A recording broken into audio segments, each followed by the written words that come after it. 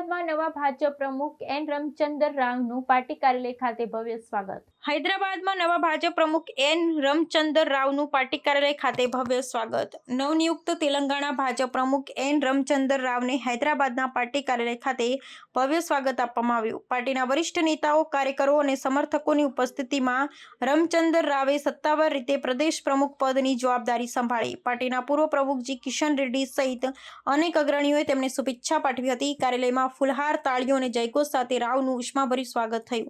N રમચંદર Rao એક અનુભવી નેતા અને જાણીતા વકીલ છે, જેમણે અગાઉ ભાજપના વિવિધ મહત્વના હોદ્દા સંભાળ્યા છે. તેઓ પાર્ટીના યુવા મોરચા સચિવ, શહેર યુનિટના ઉપપ્રમુખ અને મુખ્ય પ્રવક્તા તરીકે પણ સેવા આપી છે. તેમની પસંદગી પાર્ટીમાં એકતા, સંસ્થાગત મજબૂતી અને વિચારો પ્રત્યેની નિષ્ઠા પર ભાર મૂકવા માટે કરવામાં આવી છે. રાજકીય વિશ્લેષકોનું માનવું છે કે રાવનું નેતૃત્વ પાર્ટીના આંતરિક જૂથવાદને શાંત કરી સંગઠનને મજબૂત બનાવશે.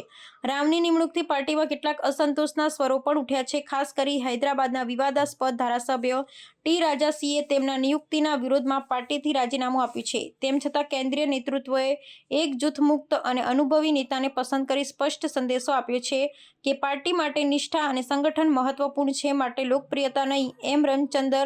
એન રમચંદરે રાવે પાર્ટીના વરિષ્ઠ નેતૃત્વનો આભાર માન્યો અને જણાવ્યું કે તેઓ સંગઠનને વધુ મજબૂત બનાવશે, આગામી ચૂંટણી માટે મજબૂત પાયો તૈયાર કરશે. તેમના નેતૃત્વમાં તેલંગાણા ભાજપ સંગઠનાત્મક રીતે વધુ એકતાબદ્ધ અને મજબૂત બને તેવી આશા વ્યક્ત કરવામાં આવી છે.